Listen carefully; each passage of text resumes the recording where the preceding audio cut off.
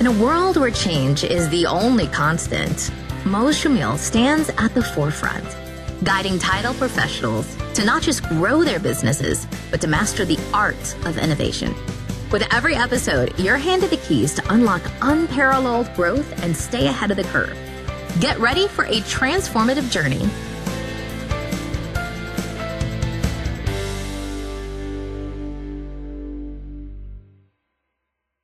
Hello, everyone, and welcome to the number one podcast in the title industry.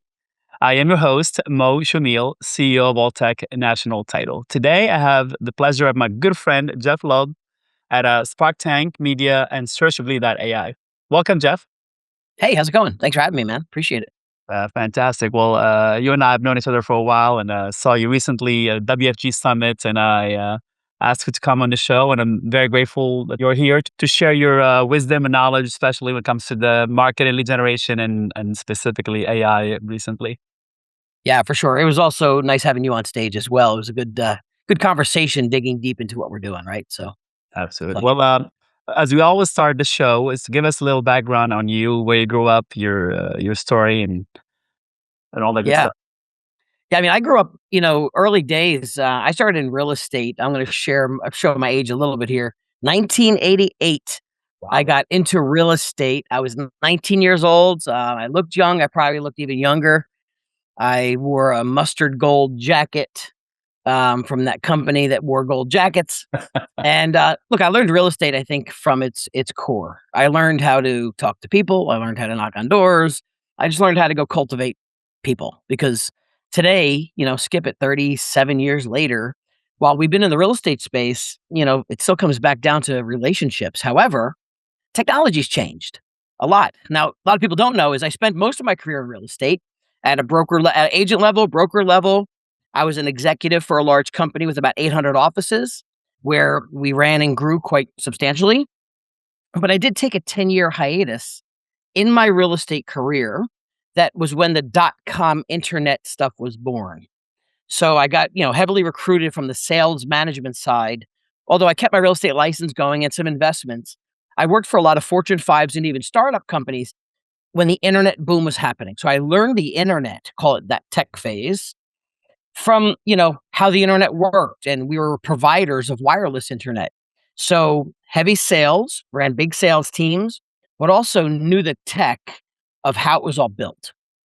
So that kind of gave me that little tech flair, if you will.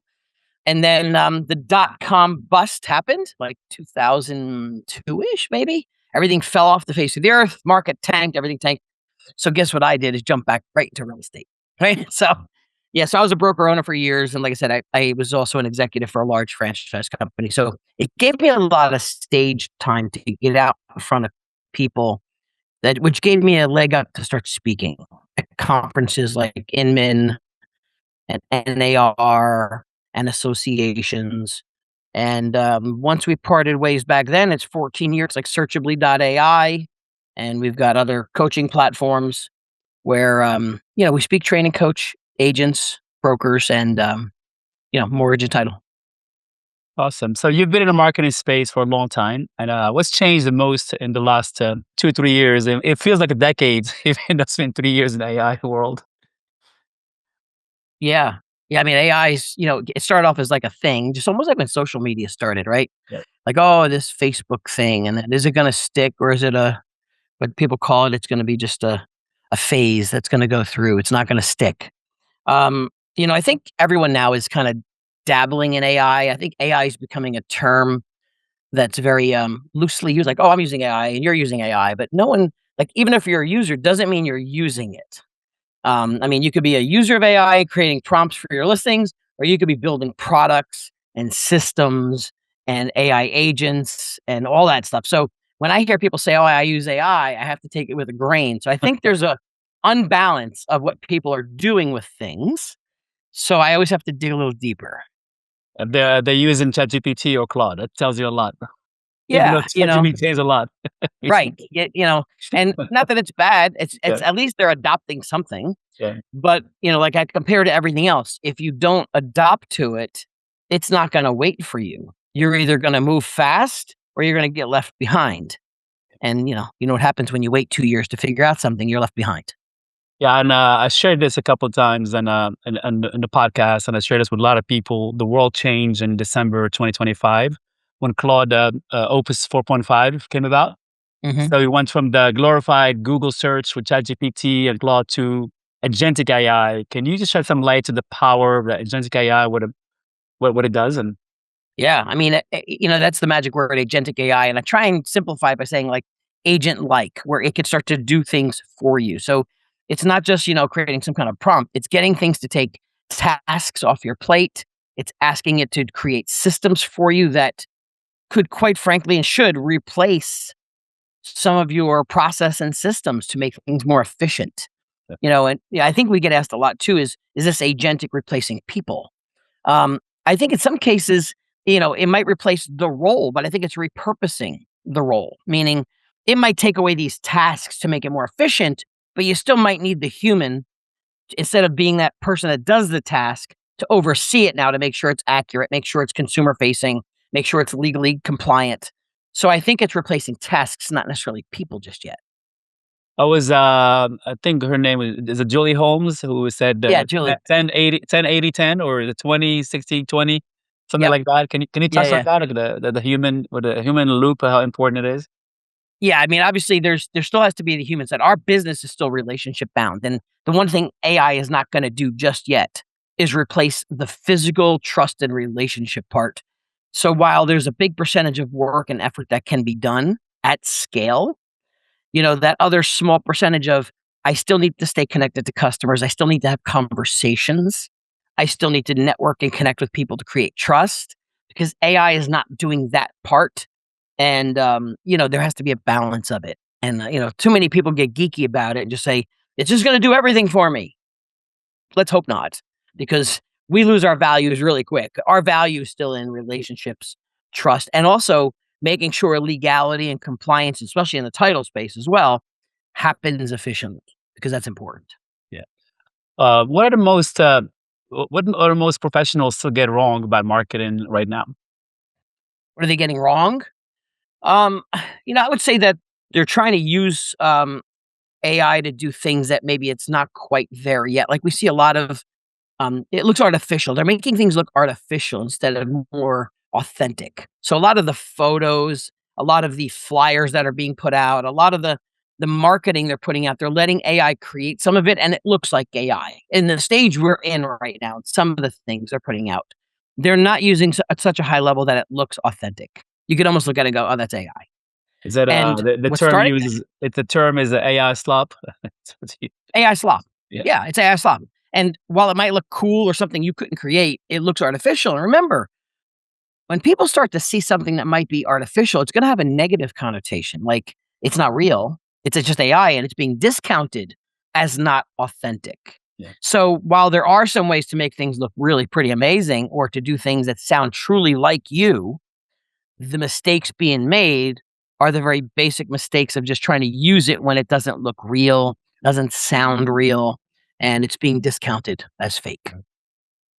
Are we fully in a content first world at this point with all the YouTubers, influencers, and all? It's all about content. Content is that what it's at right now, or Yes, especially with AI search, which is kind of the one thing we wanted to touch on today too. But what do you mean by uh, AI search? And you and I understand it, but I want our yeah, audience yeah, no, to it's for understand. real.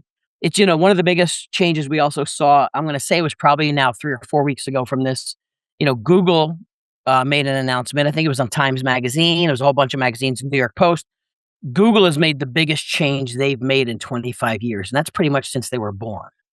And that changes. They've given up all of their search, the way they've searched algorithm wise. They gave it up to AI search, which is their Gemini platform, but it's happening across the platform. So instead of now keywords, instead of ads popping up, instead of me trying to search through links, it's now we're going to ask questions, which makes the consumer easier. So it becomes what we call AEO, answer engine optimization, AI engine, whatever they want to call it. It's basically consumers asking questions. And they're not asking them the way they used to ask Google. It is now something like, who's one of the best real estate agents in the luxury market of Tampa to sell my condo? Who's the top agent that has the most reviews that's going to get me top dollar for my home? They're asking it like a question, and AI is delivering it in answer format. And it's not only making recommendations, it's gotten so much faster and better. It's making recommendations and then even telling you why you should use these agents and what questions you should ask these agents. But here's the shocker. 99% of agents that might qualify to be in that recommendation aren't there. They're invisible. You don't They're exist. not being seen. They're not even in the game. And they don't know it. So if you're listening to this, you're invisible. 99% of you are invisible. Because when consumers are asking questions, here's where this content comes in again. It's looking for content in the written word, the video world. Who is the most respected person answering these questions in blog format, in video, in social posts? And it's looking for the most credible person. And if you have content answering that question in credible form, you're being pulled into the recommendation. And if you don't, you don't. So we're seeing top producers in markets that aren't even on the radar. But this applies to title agents as well. Not It just applies to realtors. I really feel bad for. This applies to every business in the universe. Yeah. I feel bad for like the plumbers, the electricians that might be top of their game right now, but a consumer is going to ask, "Hey, I need a plumber that could be here in 24 hours and has the best reviews. Who do you recommend?" And these top people are not going to be found. I revamped our website specifically for what you're talking about for AEO optimization. And the first thing that some of my team is like, "Where are all the images? What happened to our website?" I'm like, "Well, we're not building it for humans. Just building it for bots. Going to be searching for information. It's all about content." So that was like a shock to the system. Like, well, we may add some more images down the road. Yeah. Well, and I'll tell you, one thing we also learned is, look, we knew things were going to happen. The way to stay ahead of this is, as much as I know real estate, mortgage, and title people, I could teach people, you could teach people how to create the right content to get found and how to repetitiously put it on their blog, their Google profile, their Instagram. Even though we could teach them, I knew in advance that real estate agents, even the top producers, are going to go, I know I need to do it. I don't have the time, the bandwidth, the people, or the discipline to do it. So when we created Searchably, we just said, I got to create a service to do it for them, because the reality is it's going to need to be done. But quite frankly, Searchably could be done for a plumber, an electrician, it could be done for anybody, because it's the physical work of doing it, not just the content, right? So yeah, when you're creating sites, one thing we noticed is when we're doing some social posts that are AEO specific, we can't use AI photos. They're not authentic. Yeah. So we're still, on our team, we actually have a designer now, a graphics designer that's using custom graphics with the right overlays and captions so that it looks good, has the right words, and it's authentic, not just some AI graphic. So it's a lot of heavy lifting behind the scenes, even though AI is doing some of the work. So it's still a process, is what we're finding, But you're right, photos, it's got to be authentic. It can't be just some AI spit out photo. So what actually works today if someone wants to get attention and stay relevant? So the number one thing they got to do is first identify. We tell this on a public stage. You'll tell everyone how to do it. You've got to first identify what are the most common questions your consumers are actually asking these AI platforms. And I don't care if it's Gemini or chat, like what are they typing? And you might go, how the hell are we going to figure that out? It almost sounds like we're going back to Google 101. We were trying to figure out keywords, right? You could either ask it, you could go to answerthepublic.com. It'll show you what questions they're asking. But let's say you identify 10 questions. One of them might be, who's one of the most trusted title companies in, South Carolina, whatever it is, in whatever state or geographic area, to sell my home or to close my property. That's a question. And you need to now start to create content that doesn't just repeat that, but answers that question. Like, why is this a good company? Why does this fit this criteria? What's in a good title company that I should be paying attention to? Written form blog, answer the question. Of course, sprinkle in a little bit of how you do qualify as one of those title companies. And then it's where you place it. So yes, your website, your blog. We're back to that. But then again, the heavy lift is your Google My Business profile has become way more valuable now. You could put your blog post there, which is another login, but of course you go there and put it there. Shorter form, but it's there. Then we optimize everything and we make it a LinkedIn post, an Insta post, and you could put it on, a Facebook business page.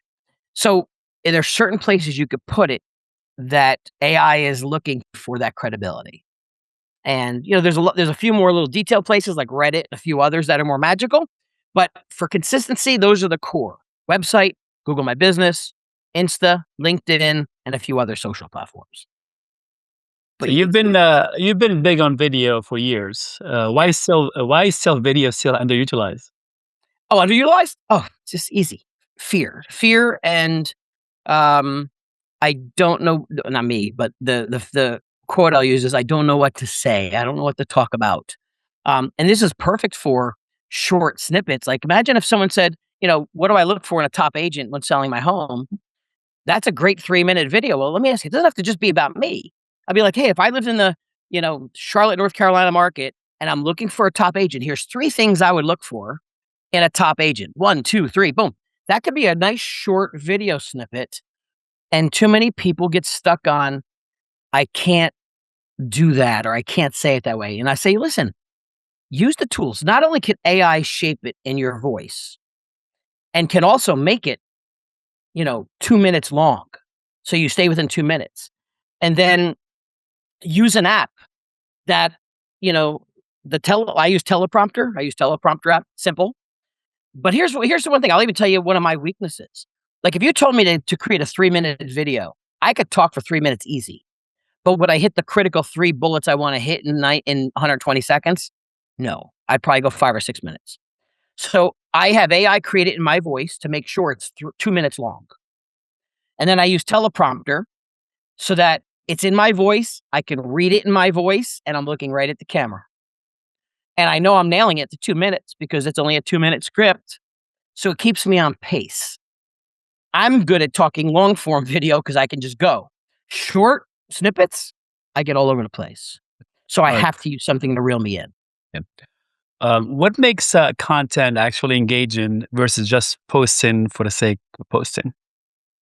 You really need to think about the consumer first. What is it they want to hear? And what are the things that, think about Or it. Just go back to, in our case, the realtors, lenders, investors. yeah. So, and this is where we change generic digital junk mail garbage to something consumers want. Let me take a step back first, and then I'll answer this more detail. Let's just go back to what people send out in digital mail first versus video. When I get in front of audiences, I ask them this question: how many of you have some kind of a system, CRM, database, something that's sending out marketing to your clients on a weekly or monthly basis, whether it's follow up or drip mail, whatever? And I watch the hands go up. Great. Everyone hold it up, look around the room. A lot. Good. Now let's flip the script. You are now the customer. You're sitting at home on a Sunday morning with your cup of coffee, and you just got one of your own emails. How many of you, knowing the emails you sent out, how many of you were going to go, A, I'm going to open it, and B, oh, this was really good. I enjoyed this email. How many, by show of hands? And I watch, and it's like the hands come right down. So I said, you wouldn't even read your own stuff. Why do you send it? Because if you think it's digital junk mail, you're really sending digital junk mail. So if you were a consumer, a homeowner, what would you want to open? What would you find as content that's, hey, this is pretty good. I look forward to the next one. And that's what you have to answer. And most agents are just doing it because that's what they're told to do. Or most title companies, they're sending out generic. Like, respectfully, I don't need to learn. Like, if I'm in my life event and I'm not selling my home right now, I don't need to learn about title. I don't even care about title. I don't care about maybe my mortgage, if you're going to show me how much equity difference or ways to improve the value of my house or something that came out that's going to help me save money. What does the consumer want? So you think about it. Why don't you tie in life events, things that they're doing in their life? Like, maybe show me the top 3 things that are happening in my town I might want to do this weekend that I didn't know about. What are some things I could do on a rainy day with my kids? What are some things that are happening? Like, just what's happening where I can enjoy life while you sprinkle in a little bit of your business so you stay top of mind. And we do too much the opposite. Just automation, digital junk mail, and basically we're annoying our customers rather than engaging them. Yeah. So that's so video's got to be the same concept. Yeah. Let's move on to brand. How important is personal brand versus company brand today? I know this is very relevant when it comes to realtors, but I do believe it can apply to title agents as well, especially like sales executives. I think the corporate brand is important. It stays relevant and clean and reputable. The personal brand is what people buy and trust.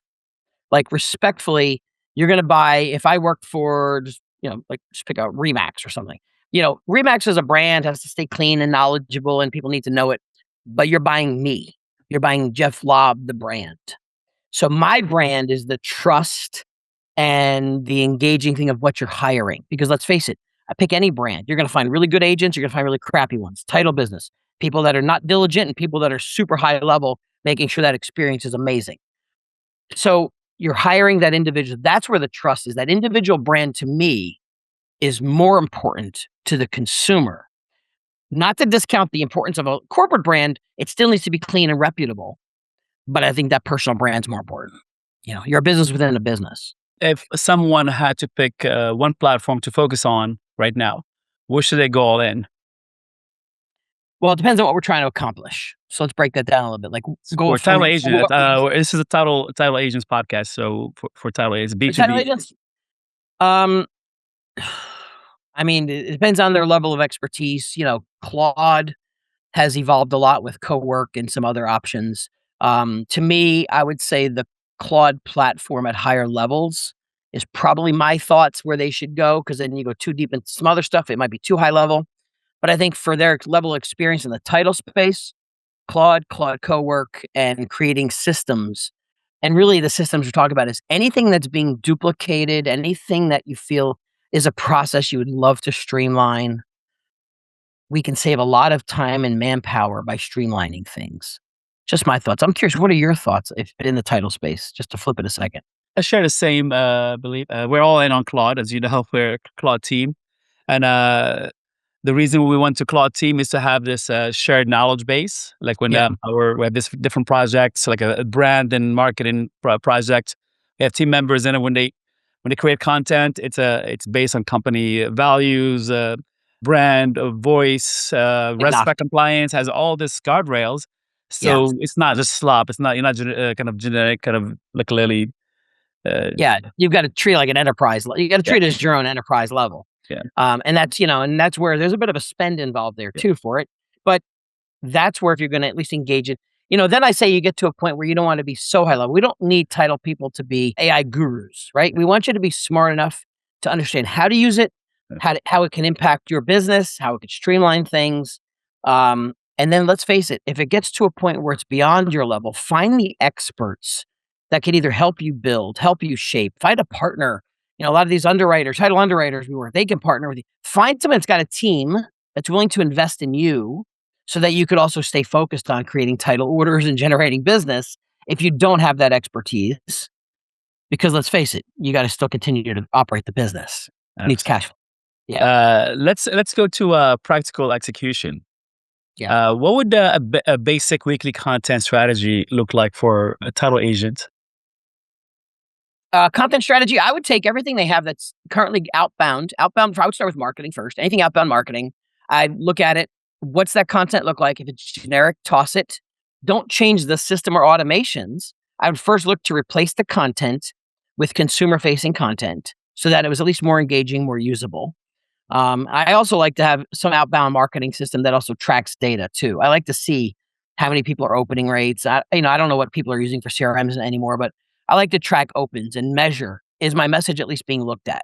So I would scrap generic messaging, convert it to consumer engaging content. That'd be first one. Second, I would change their socials. I respect, someone at a title office holding a key, and saying, yay, we had a closing. That's awesome. But I think we need to know more. If you want to build like and trust in the community and like and trust within your client base, they need something to like and trust. They need to know more about people. It doesn't mean it's just always AI. AI can help you shape out the video or a script or do something, but it needs to be more open about who you are as people, what's your culture like, teach them something they didn't know, become a value to them versus just we had another closing. We're good at this. Like our service is the best. Change that. That'd be the first two things.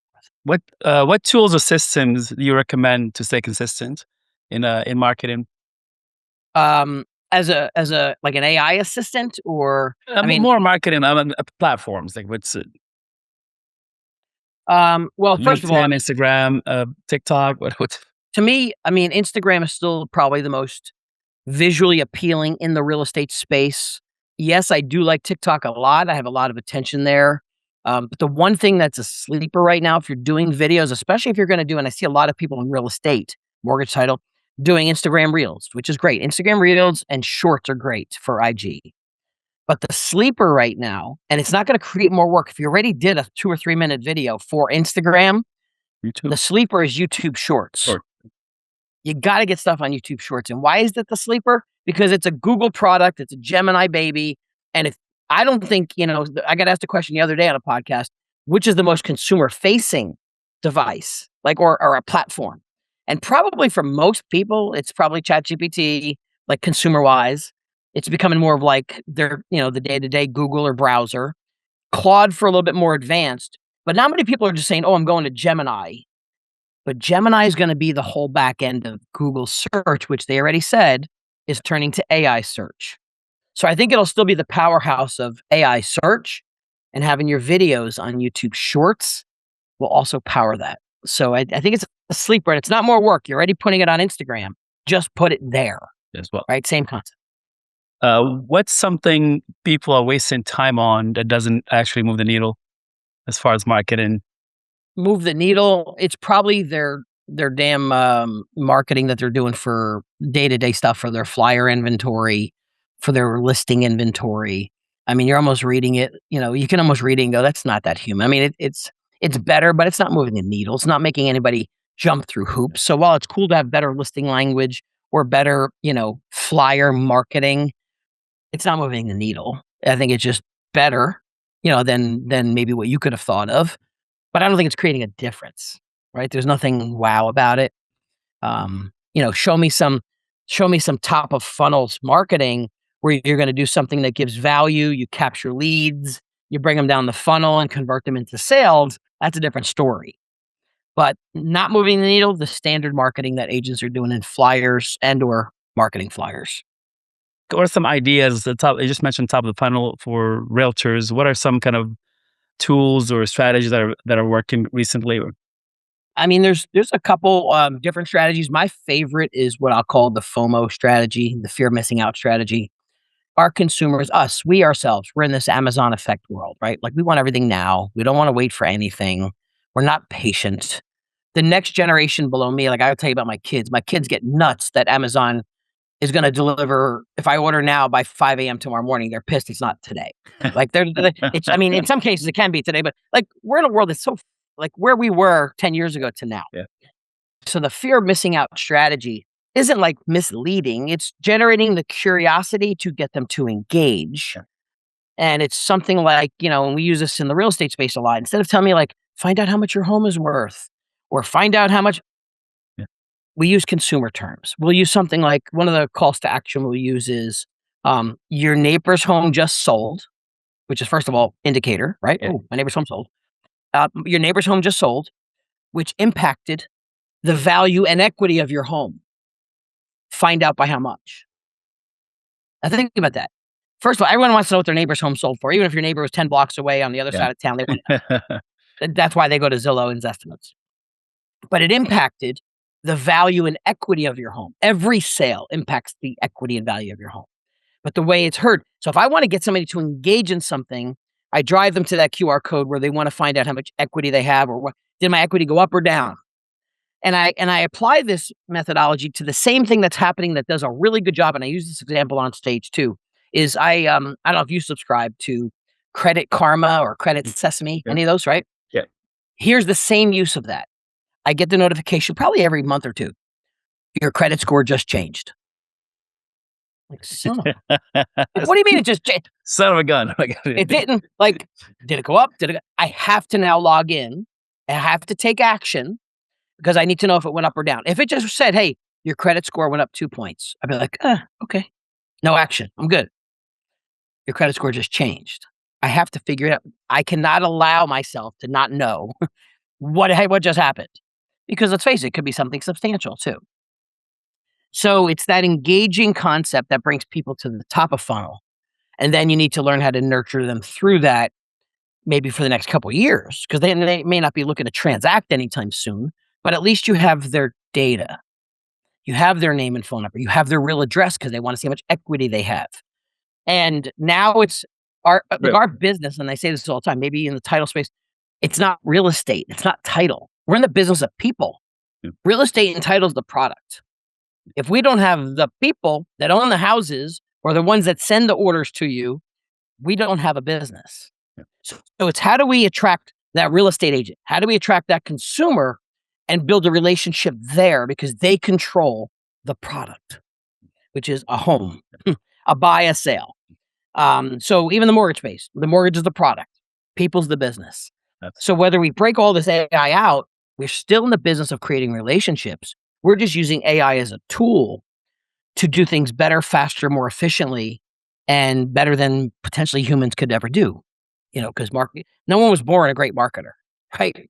No one was born a great real estate agent or title agent. So that's how we're leveraging the tools.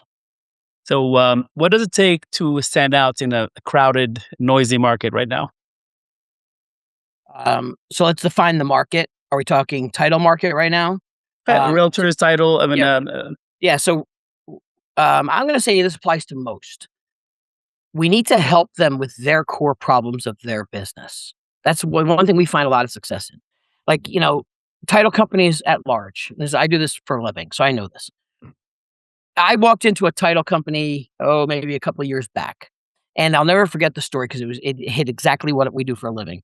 It's two young ladies came in, and they were just coming in off the street. And they're like, "Hey, we just got done doing a cool real estate event," and I'm like, "Oh, awesome! Who did you talk to? What was?" And they're like, "How'd it go?" And she's like, "Well, it went okay." I'm like, "Why wasn't it great?" Like, "What do you mean okay?"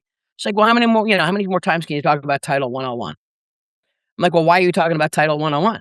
Like, you're right. I wouldn't want, as a real estate agent for all I don't want to sit there and listen to that. Like, what the hell do I mean, once I learn a couple of basic things about your business, that's all I need to know. I hired the experts of title people to do that. So she's like, "Well, what else are we going to talk about?" I'm like, "How about solving the real estate agent's problems? How about teach them how to go get listings? Teach them how to convert leads. Well, we don't know how to do that. Well, why don't you partner with somebody that does? Because we do that. I said, why don't you be the one that invites them to my event that you host with me there? I bring the value for you, so you put people in the room. Your job is to create relationships. Period. If I'm in the title space, if I'm like, you might be super smart. Maybe you're an attorney. Share that stuff with them once or twice. But at some point, that's all they need to know. I don't need to know the mortgage intricacies of rates and deals, and I just need to know enough about how to introduce you to a solution. So if you have a client, bring content to them that solves their core problems, and that would be something of value to them, versus thinking we're going to talk about our product that's of value to them, because you only can know so much. So to me, that's where we have to think is, what does the client need the most help with? And if you were a title company going, "Hey, what do you need the most help with?" They might be thinking, "About title? Nothing." No, not about title. About your business. What do you need help with in your business? And if you don't have that resource, partner with somebody that does. That's the way you're going to get their attention. Can we go back to Searchably, that AI? That's the platform we created. Yeah. Can you dig a little deeper? What the goal is to make businesses, realtors stand out in the new AI world and AI search? Can you dig a little deeper, and how can realtors leverage it, or businesses leverage the platform? So really, we're just staying in our ecosystem for real estate, mortgage, and title. We have a plan, and we have a domain name and everything that goes with it to outside the real estate ecosystem for, like I said, it could apply to anybody, the landscapers, everybody. The premise is simply we're doing the work, we're creating the content and doing the heavy lifting work to put it in the right sites with the right content to help them get found in AI search when consumers are searching. And we do the heavy lifting. So we interconnect with their socials. We don't want their social logins. We have a platform that interconnects. You give us managers access to your Google stuff and other stuff. And all we're doing is creating the content, the right content, written the right way that answers those questions. And we're physically putting it in the right places for you while you go focus on your business. And we're doing it for, like I said, real estate, mortgage, title, because you could do the same type of questions in the title space. And let me even clarify, this is a mistake someone's been making the other day. They're like, I went to ChatGPT and I asked it about title companies and it found me as one of the top 3. I'm like, you can't be logged into your account. It's biased to you. It knows you. You'll be number 1 in everything because you got to log out and either go incognito or go to a free version of some account as if you were a regular consumer not attached to you. And ask it an effective question that a consumer would type. And if you don't know them, go to answerthepublic.com, type in answerthepublic.com will show you what consumers are actually asking on AI platforms in whatever you type in for what you want it to look for. So I would type in, Mo, like, give me your area. Where are you sitting right now? What's your town? Vienna, Virginia. Vienna, Virginia. So I would type in I would put in the top search bar, title companies, Vienna, Virginia. And it'll come up with a whole chart of AI stuff of what are consumers asking about the title business in that area. And there's questions. So you take one of those questions, go drop it into a neutral ChatGPT platform and see who it recommends. And then I jokingly say, don't get too pissed off if you're not there because you'll be like, how's it recommending them? How's it? And what's killer is when you start to watch it work, it not only recommends you, it's like, you could even like, well, who would you call first? You'd be like, well, I called Jeff first because he's the one that's got the most local sales. It tells, like, by the time you're done, those 3 or 4 recommendations, I no longer need to go anywhere. It's already sold me on 3 or 4 companies. So it's crazy how fast it's moving. We're getting a jump start. And the next level for this, and it's happening now, is there's ChatGPT ads being run. It's beta testing. So obviously we're going to end up doing ads for people, but I can tell you ads look significantly different than organic results, just like when Google did it. So if you're not paying attention, you have to start to look as who's getting called in for it. And we do a whole training on it, but how to find the source and it just becomes a lot of work. So when we created Searchably.ai, I know there's a searchable company out there. It's a charting company. It's not us. Searchably.ai. We just said we have to have a service that does it and a team that does it because I just know people aren't going to do it. Yeah. And that's all. We figure we'll provide that at least for the ecosystem of real estate for now, knowing that we could provide the same to all. And we see a lot of SEO companies trying to pivot very quickly from SEO because, and they might be trying, but they're also not creating content. They're using other magical stuff, but it's not the same. It's content rich stuff right now. So that's awesome. Well, we're coming to the end of the show. I always ask last couple of questions. Sure. First one is, do you have a favorite quote? Favorite quote? Yes. I'm really big on, not so much even on the AI side, but on the productivity side of things. I'm really big on helping people shape out how they plan their days and how they're the biggest mistake in real estate mortgage title is most people aren't doing the right activities to generate new business because it all ties back to sales for me. So my favorite quote is, you lose money in the gaps of your calendar. And there's a whole process that goes to that is when you have a gap in your calendar, like you got a 2:00 and then your next one's not till 4:30, that gap of 2 hours, 2.5 hours, are we doing things in that gap that's going to make us money? Or are we doing just work like I'm following up on emails and I'm going to go get coffee? Filler. So it's filler, but it's valuable time we miss. So my quote is, we lose money in the gaps of our calendar. That's awesome. Your own quote. I love it. Wow. It's been authentic for years. And we do a whole training on that too, on top of it, like how to be more productive and kind of have a book coming out down that path down the road, hopefully by fourth quarter as well. That's awesome. How about a favorite book? Favorite book? Yes. This year's book, Mel Robbins, Let Them. Let Them. Okay. Let Them theory. Let them. Yeah. That's I like awesome. Mel. Mel's awesome. I cannot thank you enough, Jeff. It's a tons of wisdom. And do you have any last words for our audience? And my last words would be simply this: is don't sit around and wait for something to happen. Things are going to happen with or without you. And just like when social media was born, all these other things, sometimes you wait too long and then you're always playing catch up and behind. AI is not going away. It's going to be built into everything you do. So just learn in small bites. Just learn enough to understand. Even if you're not going to be the person that does it all, you need to learn what it can do and how it can help you. And even if you found the right partner to create it for you, you need to pay attention.